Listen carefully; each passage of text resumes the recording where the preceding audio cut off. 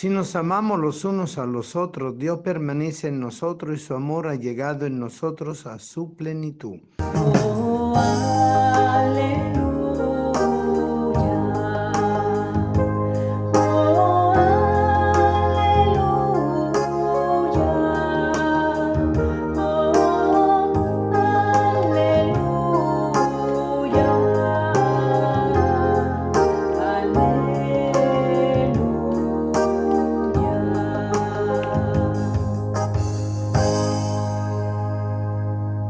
El Señor esté con ustedes y con tu espíritu. Lectura del Santo Evangelio según San Marco. Gloria a ti, Señor. En aquel tiempo se acercaron a Jesús unos fariseos y le preguntaron para ponerlo a prueba: ¿le es lícito a un hombre divorciarse de su esposa? Él le respondió: ¿qué es lo que prescribe Moisés?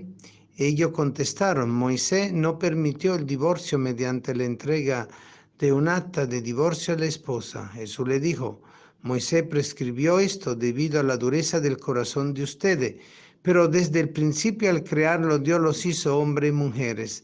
Por eso dejará el hombre a su padre y a su madre, se unirá a su esposa, y serán los dos una sola cosa. De modo que ya no son dos, sino una sola cosa. Por eso lo que Dios unió, que no lo separe el hombre. Ya en casa los discípulos le volvieron a preguntar sobre el asunto. Jesús les dijo: si uno se divorcia de su esposa y se casa con otra, comete adulterio contra la primera. Y si ella se divorcia de su marido, se casa con otro, comete adulterio. Después de esto, la gente le llevó a Jesús unos niños para que lo tocara, pero los discípulos trataban de impedirlo. Al ver aquello, Jesús se disgustó y le dijo: dejen que los niños se acerquen a mí y no se lo impidan, porque el reino de Dios es de los que son como ellos. Les aseguro que el que no recibe el reino de Dios como un niño no entrará en él. Después tomó en brazos a los niños, los bendijo imponiéndole las manos. Palabra del Señor. Gloria a ti, Señor Jesús. Nuevamente el Evangelio de hoy, domingo, nos presenta la presencia de los niños, o los niños que son como el centro de la atención de esa manifestación del Evangelio llevado al corazón, a la sencillez, la forma transparente de actuar en Cristo, con Cristo y por Cristo. Y por eso acoger a los niños es el camino para el reino. Eso a nosotros nos hace entender algo muy importante, que justamente en relación a lo que venía explicando antes Jesús acerca del adulterio y del permiso de repudiar a la esposa por adulterio, era para los fariseos una excusa, una razón que de una forma u otra buscaba de justificar cierta circunstancia dentro de la legalidad del matrimonio. Pero Jesús está muy claro y le explica a los fariseos, que querían justamente agarrarlo en contradicción, que aun cuando el mismo Moisés había permitido que se pudiera divorciar el hombre a través de un acto de divorcio con su esposa, aún así lo que Dios había hecho desde el principio al crearlo, el hombre y la mujer, era algo perfecto, verdadero, porque no era la unidad de una conyugalidad social nada más, de un convenimiento entre un hombre y una mujer, reconocido por los demás como matrimonio, sino era realmente la realización, y es la realización plena del amor, de ese amor con lo cual Dios ha permitido que el hombre y la mujer como pareja pudieran ser co-creadores y de esa forma prolongar la acción creativa del amor de Dios que se ha hecho pareja, del amor de Dios que se realiza en la conyugalidad y que después se va dando en la medida que los hijos se van procreando y van naciendo y se van educando. Y por eso la importancia de los niños, justamente para indicar que un matrimonio estéril, sin la capacidad de una fecundidad espiritual basada en el amor, no tiene cabida en el camino de Dios.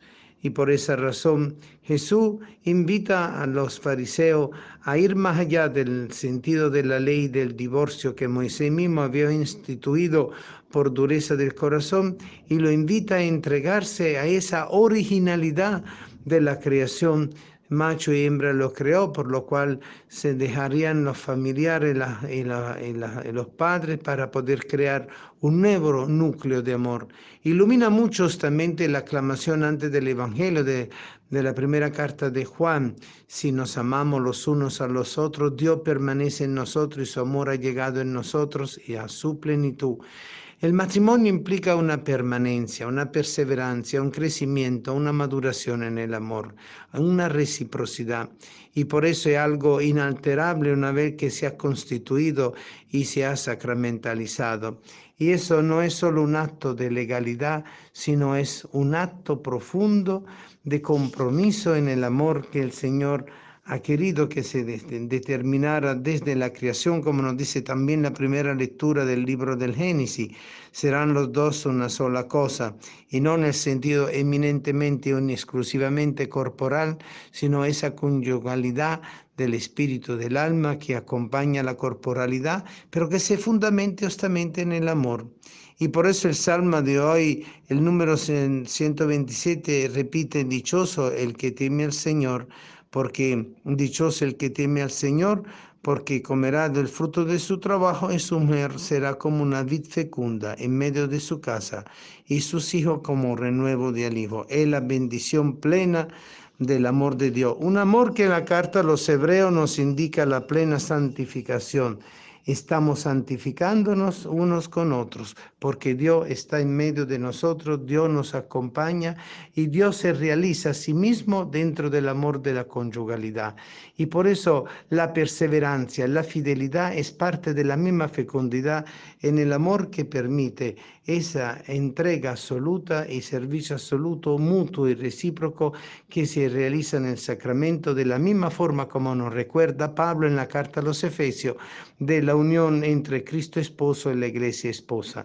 La conyugalidad, la esponsalidad es el misterio del amor llevado a su plenitud, porque el hombre y la mujer se unen a Dios Padre Creador en Cristo Jesús nuestro Señor, y que nos permite a nosotros podernos realizar uno a otro en la procreación de los hijos y en la educación de los hijos. Por eso, queridos hermanos, amémonos de corazón y hagamos de nuestro matrimonio, con todos sus riesgos, límites y dificultades, un camino de conversión en el amor, con el amor y por el amor, que es lo que el Señor nos pide. Que el Señor los bendiga a todos. Amén.